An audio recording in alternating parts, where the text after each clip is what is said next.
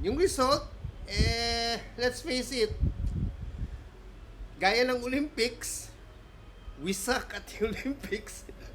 Ano ba yan? Mapasports man o sa sektor ng edukasyon, we are failing. Ano?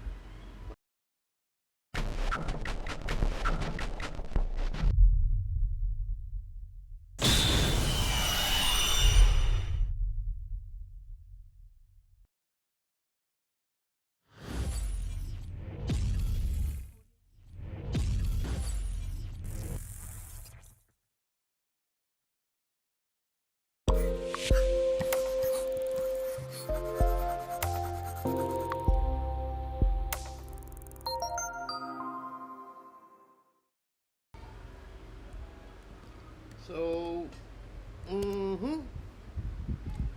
So, hello everyone. Kamusta? And welcome back to our channel dito sa Facebook page po natin, which is dedicated for Eduknasyon, educating the nation, where we try to dive into the hottest issues in Philippine education. And as usual, I'm your host and your Davao teacher here in the Philippines, Sir Weds of ISF Media. Yung Integrated School Forms channel po natin are available for the links here. Here ba? Here. Oh, yan. Dyan po. So, ang daming nangyari, ano? Ang daming nangyari sa Pilipinas recently. Daming issues. I will only be talking about or sharing about the things that I find to be intriguing and crucial kasi maapektuhan tayo as part of the largest government agency sa ating bansa, no? Ang DepEd, pinakamalaking ahensya ng ating country, ng ating bansa, yung DepEd. So, all right. So, let's start. Let's kick things off by the most recent bombshell that's been shaking up the education scene. So, ano yun? Yung result ng PISA, yung latest PISA results, which, of course, siguro, sa paulit-ulit natin ng pag-take ng PISA, I think it's time to have a real talk about it. Ano? Huwag na tayong magtago sa mga flowering words and colorful phrases na we're like this, we're like that, this is not our field, etc. etc. Kasi, let's face it, kaya nga, yung form, o yung still, concurrent Vice President and Deputy Secretary natin, admitted herself na meron tayong education crisis. It's a disaster. Our education sector is in a current disaster sa ating bansa ngayon. So let's admit it.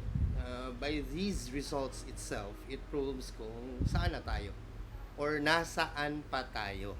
Ano? So hindi nasaan na tayo but nasaan pa tayo.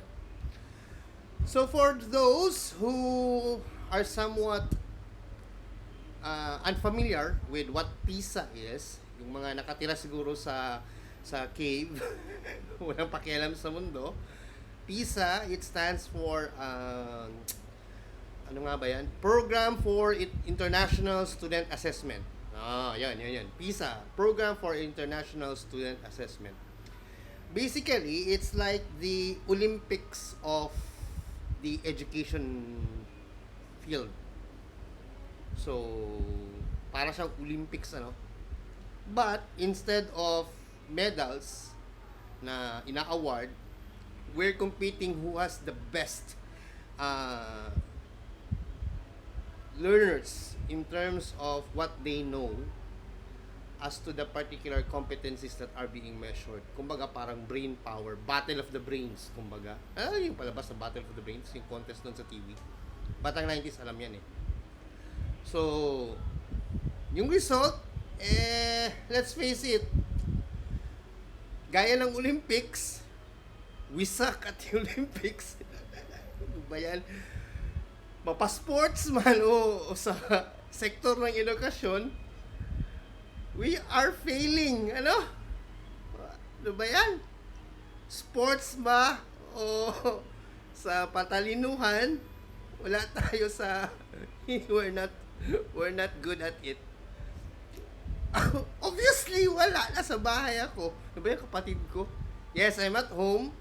Kasi, okay, sidetrack lang. I'm at home kasi magpapacheck up ulit ako mamaya. Ano? So, punta ako sa uncle ko na doctor. Again. So, yun bro. That's my brother. So, as I was saying, where was I? Yun. We suck at the Olympics. We also suck when it comes to contest ng patalinuhan. Oh my God. So at least consistent tayo, ano? We're just making fun out of this. Consistent ang Pilipinas. Mapa-sportsman, mapatalinuhan, consistent tayo. Nandun pa rin tayo. We're on the same level or we're on the same wavelength. Mapa-sportsman o hindi. Ano ba yan? So, yun nga, the PISA results, yung assessment niya kasi is, yung latest is about creative thinking, no? So, basically, creative thinking is your ability to read, comprehend, and imagine how you would be able to provide certain context kung ano yung hinihingi sa inyo based on what was given dun sa assessment test or yung sa mismong question. Ano? I think we scored somewhere in more than 10 points yata, no? So naka 10 points tayo. So above yata, above. More than 10 points ba? Oh, it's 14 points. So 14 points daw yung nakuha natin. So well, at least naka 14. That's not too bad. That score, which I hate to break it to everyone, it's actually second to the last. So out of 64 countries yata yung nag-take, di ba? 64 countries, yes. Out of 64 countries, second to the last tayo. So pang 63 tayo. So, but, well, I think we're bad in international assessments. I think we're just bad at it. Or should we, meron bang correlation na study with our national achievement test and PISA? Meron na ba? I'm not sure. But of course, there are the PISA has different sets of assessments kasi. But this one, the recent results were for creative thinking, no? So, well, these are just numbers. It's just basic quantification of what our students were able to perform on the certain assessment tests or tasks that were asked of them. But in our ends, education sector, kahit tayong mga nasa guro, mga nasa DepEd, mga guro, ano, I think it's already embarrassing enough na we've been constantly getting these low scores na I think it's time to parang let's try to do something. Well, it's on our end kasi hindi kaya ito ng ano eh. Kahit sabihin natin na we should be tackling it in as a nationwide crisis, tayo kasi na nasa baba, yung mga nasa laylayan, yung mga nasa grassroots, what we can only contribute is what we will be able to do as an agent of change in our classrooms to be able to provide the necessary tools na kailangan ng ating mga learners to be able to answer these sets of questions. Kasi I was able to grab the technical information for the released items for the PISA 2022 Creative Thinking Assessment. Nandito siya. sa second monitor ko. So, nakita ko siya sa Facebook. Credits to Sir or Ma'am Saturn Sensei. Kasi pinost niya last June 20. And I will be sharing it later on sa inyo. Para may sample sa mga hindi pa nakakakita, para makita nyo rin kung nasaan ba tayo when it comes to how our learners are addressing or answering this set of questions. So, share natin. Nasaan ba yun? Okay, here you go. Maliit masyado, Maliit masyado. I-zoom in.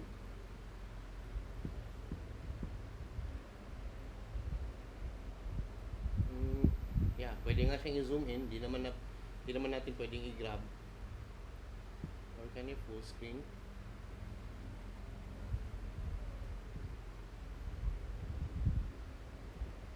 Yan. Okay. Can you see it? Yan. Yeah. So, technical information for the release items for the PISA 2022 Creative Thinking Assessment. So, ito yung mga sample questions and yung mga naging parang set of rubrics na nakita nila in order to score this set of questions. And gusto ko nung nabasa ko to kagabi, I was thinking, ganda kaya to, no? Patakin natin yung mga teachers. Kasi yung EPT kasi, yung English Proficiency Test na tinitake up ng mga teachers when they enter or apply sa DepEd. Kapag bumagsak ka kasi doon, parang score lang kasi siya, part of the criteria lang siya Hindi siya malaking factor. Sorry sa mga teachers alam nyo, pro teacher ako, pero it's like I'm trying to sound like I'm pointing blame or pointing the finger of blame sa inyo. But in all actuality kasi, and let's be honest with ourselves, part of the factors kung bakit ganyan din yung mga bata natin, tayo din. Kasama din tayo dun. And I've always said this, and alam ng mga tao na kakakilala sa akin, I've always believed that if a person, a child, a learner, can learn even in the absence of teaching, then it must be evident that learning comes when there is a teaching delivery involved. Yun po yung aking paniniwala. That being said, kung ganyan yung mga performance ng ating mga learners, tulad nito, yan. Tulad niyan, mas maganda, kung kunin natin ito, patake natin sa mga guro, let's see if kaya ba nilang sagutan. And, creative thinking kasi ito imagination. Kung math major ka, parati ko sinasabi sa klase ko, sa elementary, yung mga tinuturuan ko, your ability to solve the problem, yung problem solving skills, your ability to solve the problem is highly dependent on your ability to imagine how the problem was stated. So, kahit pa mabasa mo yan, makomprehend mo, you understand what the problem is. If you cannot illustrate it at the back of your head, kung ano ba yung pinipicture out ng problem, mahihirapan kang sagutin yung problem. Yun yung sinasabi ko parati sa mga bata. Kasi, critical thinking and problem solving skills go hand in hand. Hindi yan pwedeng mapaghiwalay. When you say creative thinking, prerequisite yun siya sa critical thinking and problem solving skills. Hindi po pwede na larating ka sa critical thinking and problem solving skills sa mathematics without the creative thinking part. Kasama yun. So, let's go on. So, ito yung sample question. Zoom.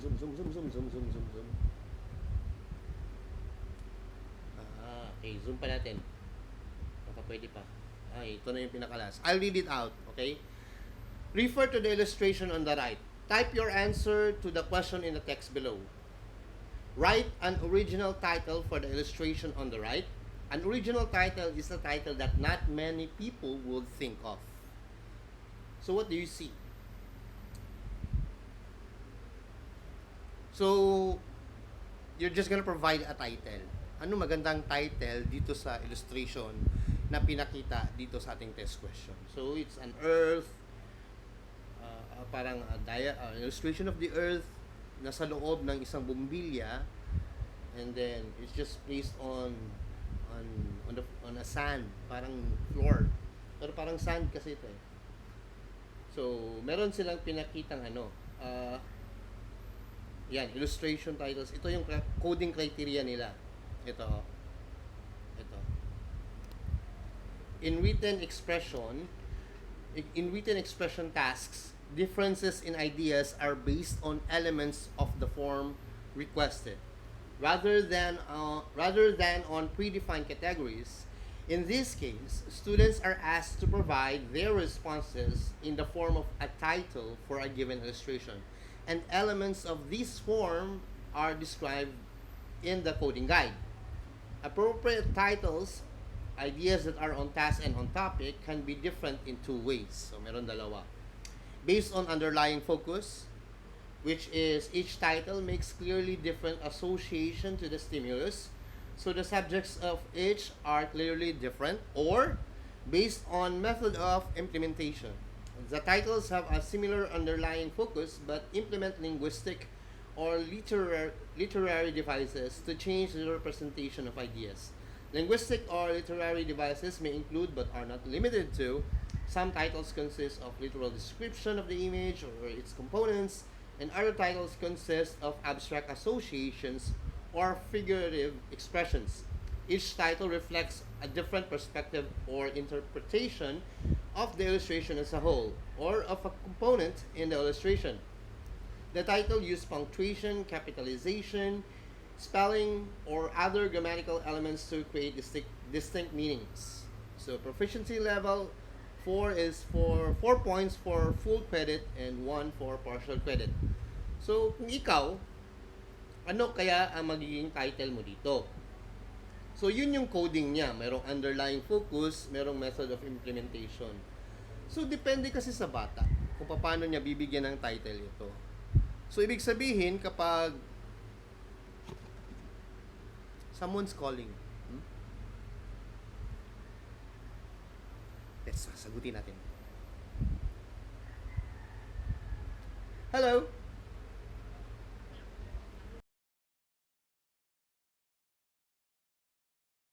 So, minute ko po muna kasi yung tumawag was asking for my personal details. Ano?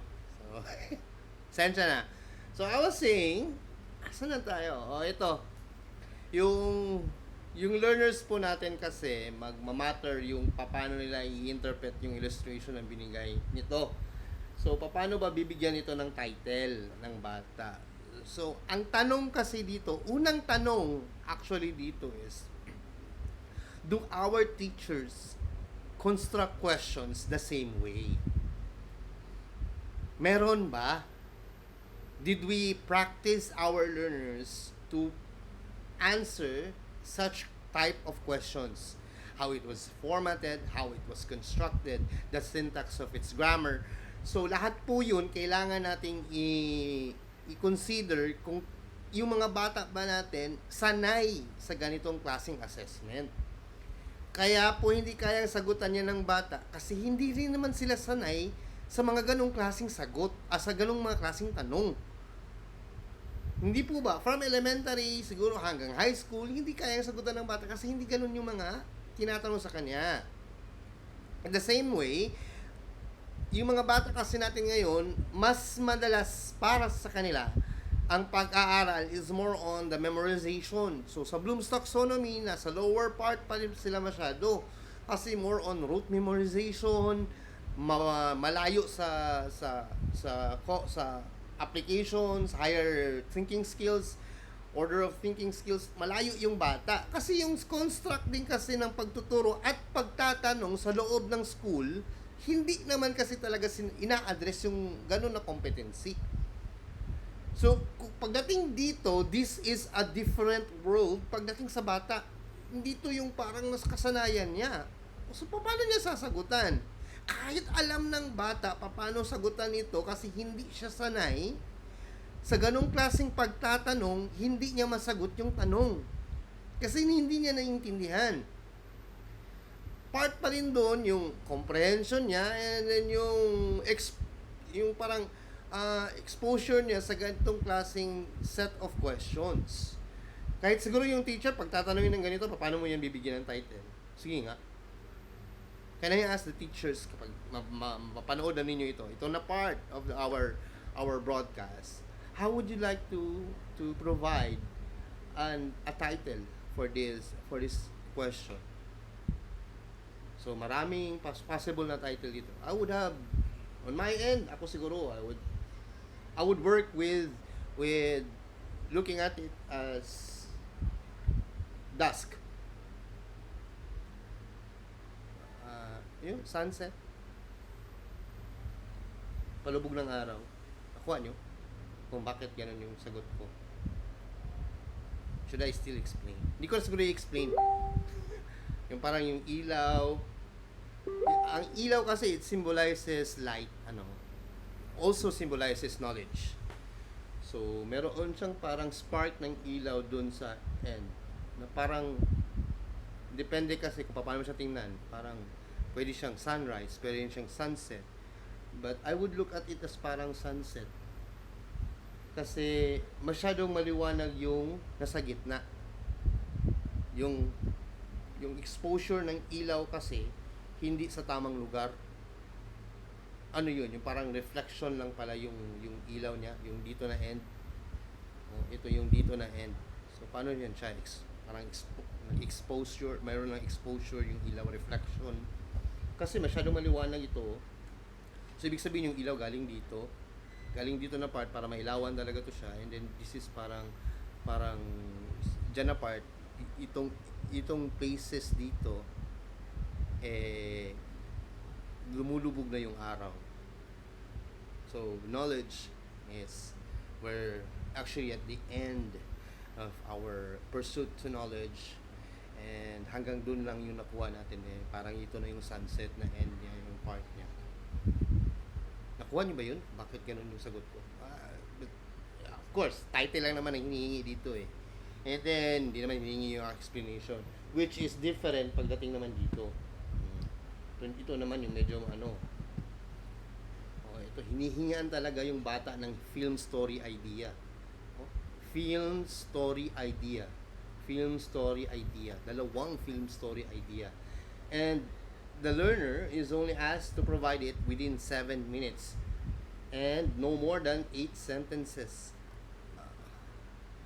Masyadong yan. Masyadong mahirap yan para sa bata na hindi sanay sa ganitong klaseng tanong. Write 2 different film story ideas for a film about a human named Leo who is interacting with an intelligent robot named Rob. You do not need to write the full film story, but only explain what the film will be about. Parang abstract. The 2 stories should be as different from each other as possible. So, gagawa ka ng dalawang concept ng story based on this robot story. Kung mapapansin mo, yung elements kasi, kaya nga siya tinawag na creative thinking Kailangan tingnan ng bata kung ano ba yung elements na makikita niya sa illustration. So, you have the AI robot representation here. So, dito si Leo, ito yung utak niya. So, what does these gears represent? Ano ba yung nire-represent niya? So, merong cohesive na movement yung bawat gear na yan. Which means, it does not go left and right. So, paikot. It could be either clockwise or counterclockwise yung movement ng gear. And it will not go towards left and right. So, ito naman, yung utak natin kasi maraming mga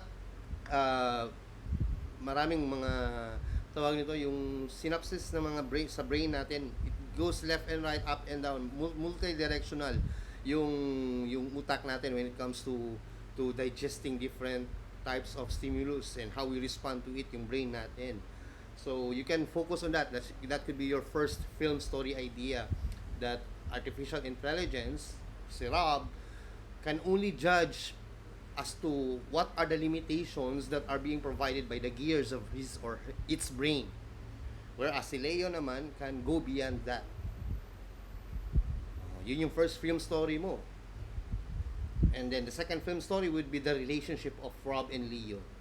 How they interact with the community that they lived in. Pwedeng yung ganun yung pangalawang film story mo. And of course, this can only be answered by our learners kung yung creative thinking nga nila, kung paano nila titingnan yung mga symbols na nasa loob ng illustration. Kung hindi sanay yung bata sa ganito, hindi talaga niya ito masasagot. And then of course, yung experience kasi ng ganito magsisimula sa loob ng classroom. Yung exposure niya sa loob ng classroom. Nandito to sa tatlong learning area talaga Nakafocus siya Una, English. Nasa loob ng English yung reading and comprehension. But of course, I always believe that reading should be a different learning area. Dapat talaga iba ang learning area ng reading. Kasi iba yung language per se lang. Natutukan mo yung language lang, yung dialect lang, yung medium ng English. Iba yun. Dapat focus ka dun sa grammar, yung syntax, yung paano magkaroon ng cohesive construct on how you would be able to express your idea. Yun yung dapat nasa loob ng grammar, yung sa English. Yung reading and comprehension naman, marami din kasi yung branches. So, meron na yun nga, yung pinost ko one time, meron tayong literary reading, meron tayong developmental reading, ang dami, napakarami. So, that's why I say na itong ganito na mga questions, una, sa English yan or sa reading.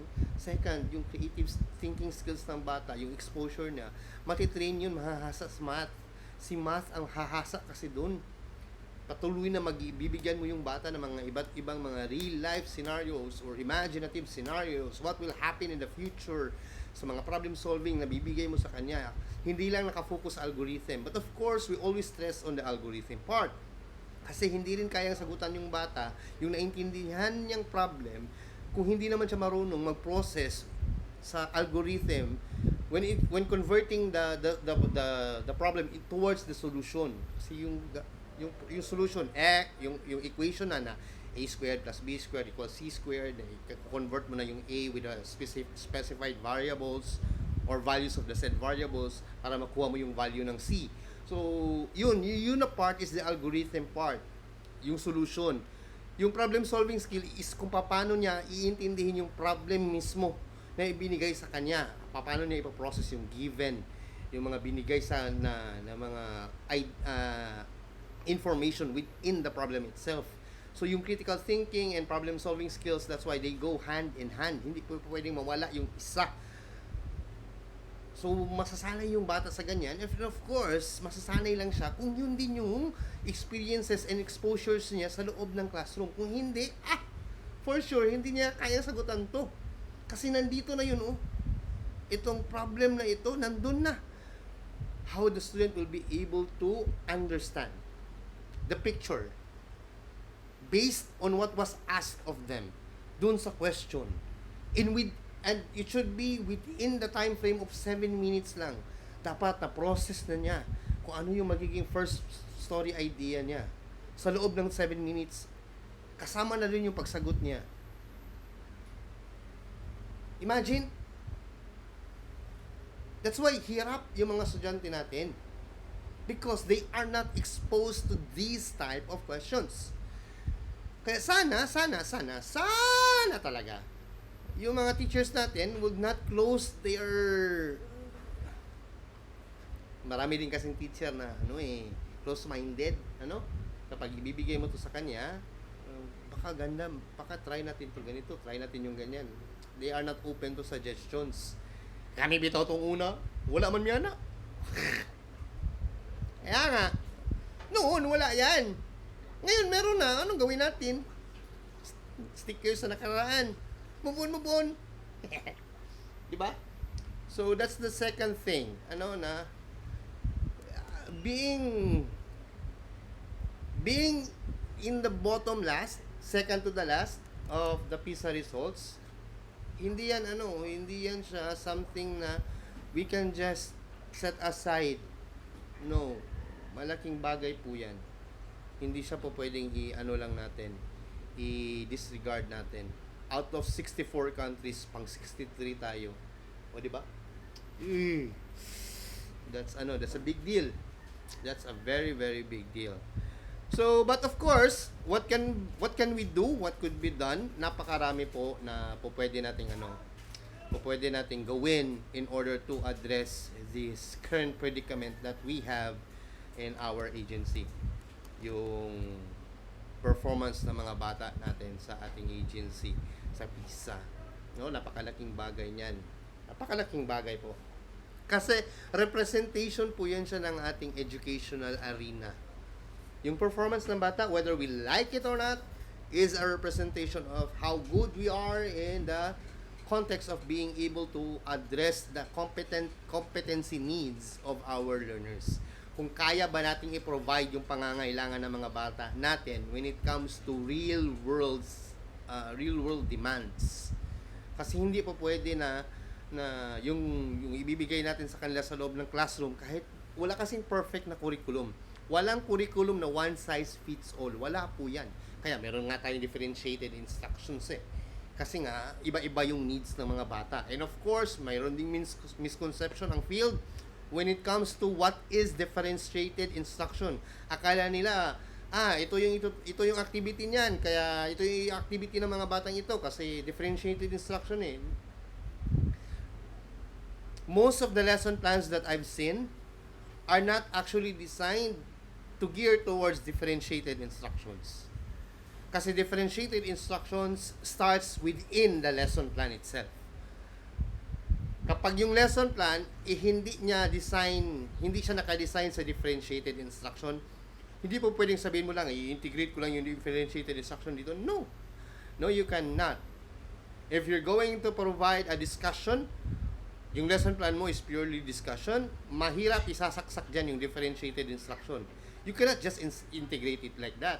Hindi po. Iba ang integrated instruction. Iba po yan. Misconception talaga yan. Na po pwede mong isaksak lang yung differentiated instruction sa loob ng elements ng lesson plan. No. The lesson plan itself must be designed within the context of differentiated instruction in order to address the learning needs of differentiated learners. Kaya po yan siya ganyan. Kaya nga po, hindi po pwede na yung sinasabi nila na po pwede lang na anytime you can just put learners with different kasi nga hetero yung classrooms natin. Yung parang pwede yan siya diyan. Ito na siya sa section. No, hindi actually ayoko sa hetero.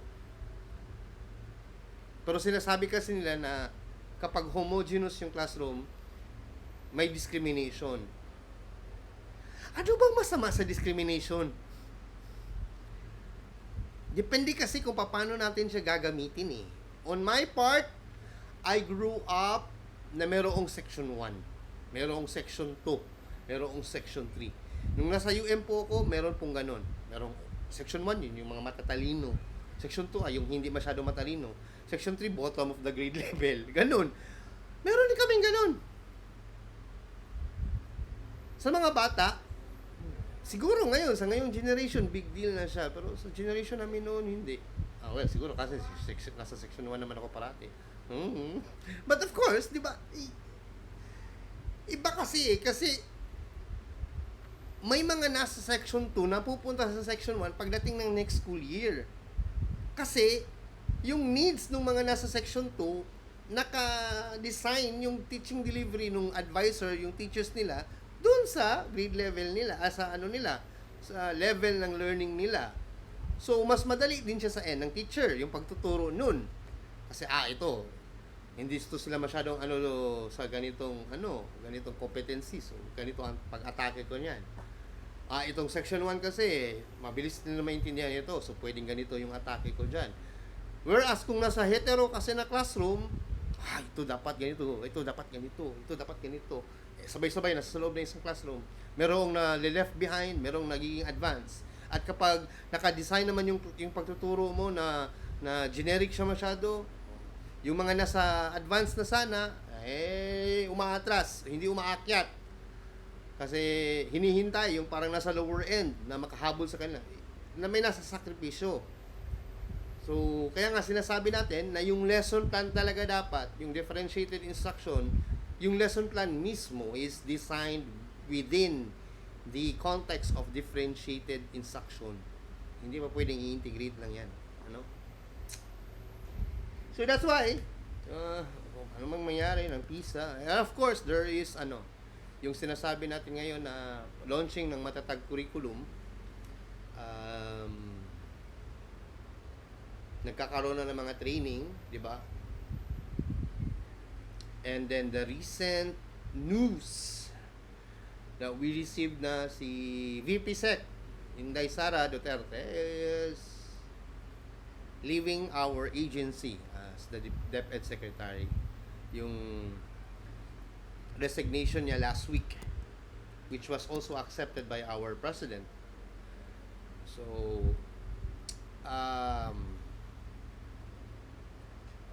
alam mo yun, yung parang just when we thought that the Philippine education couldn't get any more dramatic, boom! Yung secretary ng education magre-resign. Yung parang, ito yung PISA results nyo. You're at the bottom too. Then, but wait, there's more. Alam nyo yun? Okay, sa Olympics ng patalinuhan, you rank at the second to the last. But wait, there's more. Yung DepEd, mawawalan ng DepEd Secretary. Papalitan na ng iba. Parang, grabe ang drama sa Pilipinas, ano? Nakakaano eh. Parang teleserye. Iba yung DepEd. Iba yung DepEd, grabe. Ay, nako. Of course, ano siya, may mga tao na mga in-interview na they're trying to put little pieces together kung ano yung naging reason why our Vice President decided to resign from being the DepEd Secretary.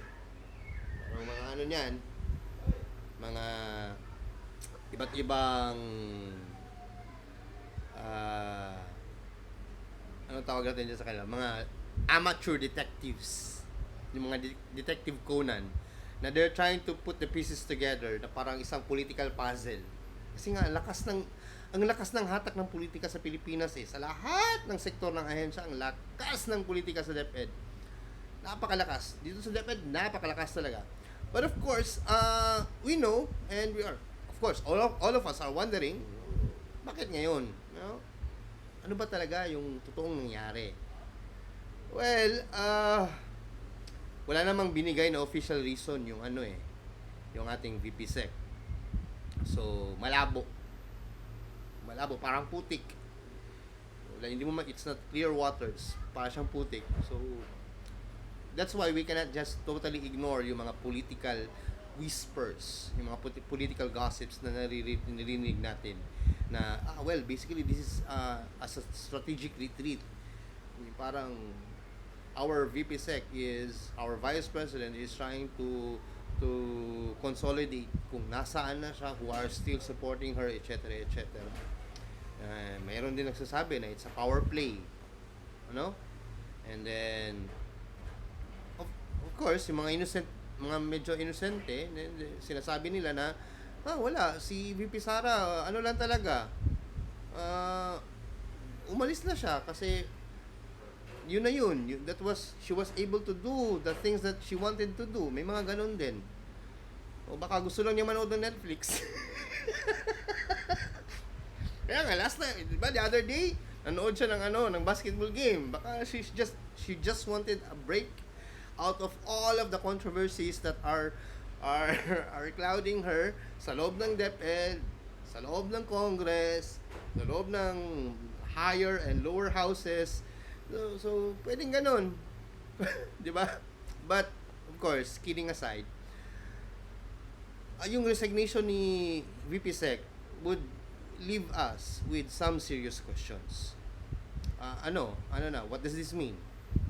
Paano na yung continuity ng mga DepEd program? Ang daming memes, and even I am guilty of this. Nung in-announce yung pag-resign niya, ang dami kong pinost sa Facebook ng mga jokes. Parang kidding aside, babalik na ba yung ancillary sa mga guro? Yung mga coordinatorships, babalik na ba sa kanila? So mawawala na ba sila ng 1 month undisturbed vacation? Na ba sila? Papapasukin na ba sila ulit sa school, etc. May mga gano'n na joke. Kasi nga, yung reform na binigay din niya sa policy, ina-address niya yung mga issues ng mga guro for such a long period of time. Hindi naman siya dekada-dekadang issue na. May mga dekada-dekadang issue, pero example, yung uninterrupted summer vacation. I remember, school year 2012-2013, sa mga bago pa sa DepEd, hindi ka makaka-relate nito. Sa mga matagal na sa DepEd, try nyo alalahanin or try to look up school year 2012-2013. 2012-2013. Oo, yan. Tama. Yes. School year 2012-2013. Tingnan nyo po yung school year na yan. 200 days din po yan. 200 days plus. Pero natapos yung end of the school year sa March. March 20? Basta, nasa mga March 20 something. Tapos na yung school year nun. So we had April, May, and June. So we had such long vacation time din before. Nag-start lang siyang lumiit yung vacation sa succeeding years. During the end of the term of Pinoy, biglang nag-shrink yung total number of days na mag-vacation si teacher. And then during the beginning of PRRD, kinontinue lang nila yung total number of days ng mga bawat school year, yung school calendar, nung Pinoy admin. Yung sa time ni Secretary Briones, ganun din. Continuous lang. And then, of course, pandemic hit us. Kaya yun nangyari. Parang nabawi din naman yun kasi haba-haba rin naman talaga yung naging vacation natin. Vacation in terms of walang work. No? Kasi nasa loob lang tayo ng bahay. Yung mga nasa field, nasa loob lang ng bahay. Kami, at that time kasi nasa division ako eh. So, we still had a lot of things to do. Preparation sa mga modules, etc. So, kahit nasa bahay kami, hindi siya matawag na vacation. Work from home talaga. Grabing work from home na yun. Telecommuting and all. So, hindi siya dekada-dekadang problem talaga. Pero binalik ni VP Sec, ni VP Inday, yung 1 month na uninterrupted vacation. Secondly, yung issue sa ancillary and coordinatorships, yung removal ng admin tasks, that part, as I've said during my previous broadcasts, maganda siya, but it doesn't totally solve the issue. It's not the cure for the problem. Hindi siya ang sagot sa problemang yun. Temporal lang yan siya na solution. Band-aid lang yan siya. And I've discussed that previously. Yung sa classroom naman, yung removal of mga unnecessary decorations sa loob ng classroom, yun nga, I think, or I hope, na hindi na papalit naman ng sekretary, ano? Sana hindi na. Tinanggal na eh, papabalik na naman. Gastos na naman yun siya sa end ng mga guro. So, let's continue with it. Okay naman din yung ganun. Or pwede rin siguro gawing voluntary na lang. Or kahit na siguro voluntary, wag na natin talaga ibalik. Kasi nandyan na eh. Okay na yung pinturahan na lang ng guro. Every now and then yung classroom niya. Anyway, yung guro naman yung gagastusin. Hindi naman magbibigay ng pintura yung school. So, naman panggastos talaga yung school eh. So, yun yung problem natin siguro na makikita ng bawat isa sa especially kami na nasa field now that VP Sec is leaving our agency. So, sino ba ang papalit sa kanya? Isang malaking tanong yun. Kung sino ang magiging kapalit niya. And kung yung kapalit ba niya will have the same political will and advocacy na sinimulan niya. And most importantly, how will this affect our students and our teachers? Sa launching ng matatag curriculum na siya yung ina kasi si VP Sec ang nag-spearhead nito na magkaroon ng review sa K-12. So K-10 ang inuna, tinawag niyang matatag curriculum. Hindi pa nga na pilot testing lang siya last year, wala pa lang ang formal launching this year, tapos nag-resign pa talaga siya. Parang what will happen to that? Yung mga learning materials ba prepared na? Lahat ba ng learning materials prepared na? Yung TG, yung learning guides, yung lesson plans, may suggestion ba sila? Meron ng mga trainings na kinakandak ngayon, what will happen to that? Kailan yan magkakaroon ng pag-cascade? July pa, merong NLC during July. So, paano yan? So, di ba, kahit nga staggered yung approach din niya, gaya ng sa K-12, yung K-12 kasi, may legal basis eh. Itong matatag curriculum parang wala. So, medyo medyo vague pa siya eh. Alam ko na merong legal basis ang K-12 curriculum kasi trainer ako ng grade 4 mathematics sa region namin. I was part of the team who were trained in UP Diliman last 2015. So, isa ko sa representative ng Davao region. Dalawa kami from Davao City. Yung kasama ko who is now in US sa math ng grade 4, nasa US na ngayon.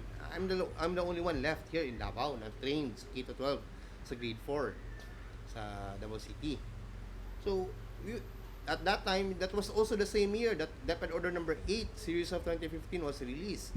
So, former USEC Dina Ocampo provided the explanation for the assessment process within the K-12 framework.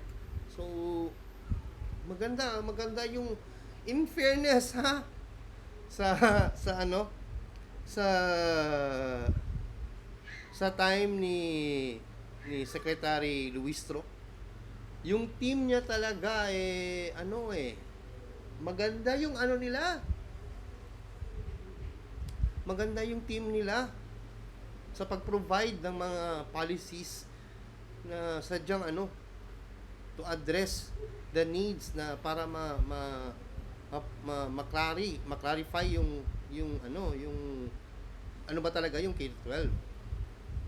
Paano niya i-deliver, paano ipapalabas ito ng mga guro, paano i-execute ng mga guro ito. So malaking bagay yung pag-resign ng ating VP as DepEd Secretary.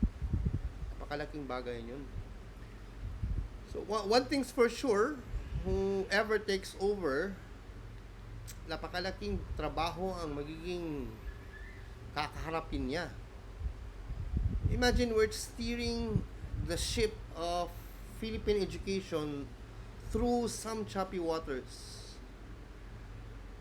Imagine that. And VP pa talaga, Vice President yung papalitan mo. Di ba? So, kayo, ano tingin nyo? Ano mangyayari niyan? Yung resignation ba niya a step towards gearing up to improving our Philippine education, or mas lalo lang tayong masa-stock up ngayon? Ayun, ano tingin nyo? But of course, at the end of the day, tayo na nasa field, tayo na mga nasa grassroots, tayo ang mga nasa laylayan, will only be able to accept whatever will be the results of these choices that our leaders are making.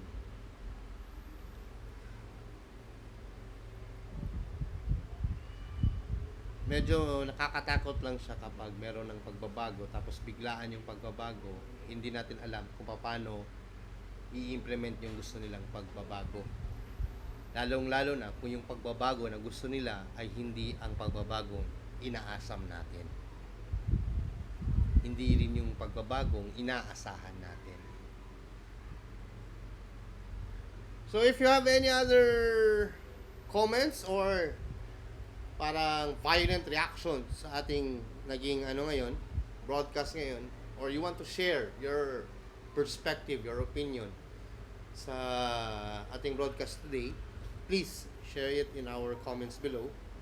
Kung gusto niyo lang maging anonymous, you can always send us a message. You can drop me a message here sa Facebook natin and I will try to read it sa next natin ng mga broadcast. I-highlight natin siya. And I always read the messages naman kahit minsan natatagalan. Pero hindi lahat sinasagot ko. So, I hope you enjoyed or learned something today sa ating broadcast. It's June 24, 2024. Absent po ako. Absent ako ngayon kasi nga check up session mamaya. So, this is our Reds of ISF Media, your Davao teacher, continuously providing you with all of the latest contents and opinions and reactions I have with the current events that are happening in our agency. Maraming salamat sa panunood. At again, I always try to emphasize this, kung ang kabataan ng pag-asa ng ating bayan, ang mga guro, ang pag-asa ng ating kabataan. Maraming salamat po at magandang hapon sa inyong lahat.